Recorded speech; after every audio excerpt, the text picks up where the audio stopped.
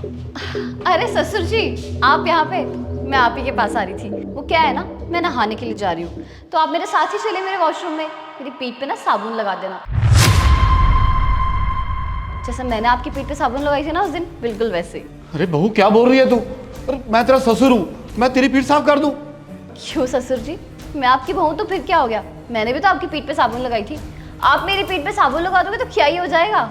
अरे बहू कैसी बातें कर रही है तू? तू बाथरूम में नहा रही होगी और मैं तेरे साथ तेरी पीठ साफ कर दूँ? अरे मैं, तू एक औरत है, कैसे मैं तेरा बदन छू सकता हूँ? कुछ तो शर्म कर। क्यों पापा जी, क्यों शर्म आनी चाहिए? अरे आप ये कहना चाह रहे हो कि मैं एक औरत हूँ इसलिए आप मेरी पीठ पे साबुन नहीं लगा सकते, लेकिन आप एक मर्द हो, मैं आपकी पीठ पे साबुन लगा सकती हूँ। तो आप ये कहना चाह रहे हो कि एक औरत और एक मर्द का शरीर अलग अलग होता है? ठीक बोल रही है वो पापा जी। माना कि लड़कियों की इज्जत अनमोल होती है, लेकिन लड़कों की इज्जत भी ना कोई चीज होती है पापा जी। देख बेटा देख, बहू ने कैसी बातें कर रही है। मुझको बोल रही है पापा जी मैं बाथरूम में नहाने जा रही हूँ और आप मेरे साथ चलिए और चल के मेरी पीठ साफ कर दीजिए। बहू को कुछ तो शर्म करनी चाहिए थी ना। ये एक औरत है, मैं इसको कैसे छू सकता हूँ? पता नहीं कहाँ से सीख के आ रही है ये सब। आप ही से सीख रही है पापा जी ये सब कुछ। आप उसे अपनी पीठ साफ करवाने के लिए बोल सकते हैं, लेकिन आपकी बहू आपको अपनी पीठ साफ करने के लिए नहीं बोल सकती है। ऐसा भेदभाव क्यों पापा जी? बेटा ये कैसी बातें कर रहा है तू? पागल हो गया क्या तू? क्या हुआ पापा जी, अच्छा नहीं लगा आपको? ऐसा ही अच्छा ना, मुझे भी नहीं लगा था जब मधु ने मुझे आके बताया था कि आपने उससे अपनी पीठ साफ करवाई है, वो भी वॉशरूम में, आपके वॉशरूम में। अरे बहू, अरे बहू! जी ससुर जी, क्या हुआ? अरे बहू आके ना मेरी पीठ पे जरा साबुन लगा दे, मेरा हाथ नहीं पहुंच रहा वहां पे। अच्छे से साफ कर दे आके पीठ को मेरी। ससुर जी, मैं आपकी पीठ पे साबुन कैसे लगा सकती हूँ? अरे तो क्या हो गया, ससुर हुआ तेरा, मेरा इतना सा काम नहीं कर सकती? ससुर जी मैं कैसे, मुझे शर्म। अरे यार शर्म वरम छोड़। अरे ससुर मैं तेरा, ये पीठ पे साबुन ही तो लगाना है। चल आ इधर, जल्दी आके साबुन लगा मेरी पीठ पे।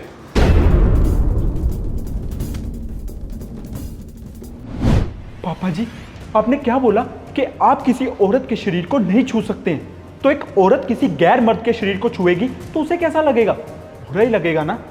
आप उसके पिता के समान हैं, उसके ससुर हैं, और आप उससे ये सब काम करवा रहे हैं। आपको थोड़ी बहुत लाज शर्म रखनी चाहिए पापा जी। पापा जी आजकल जमाना बदल चुका है, आप जमाने के साथ चलिए। आज के जमाने में अपनी बहुओं से ये सब काम कौन करवाता है?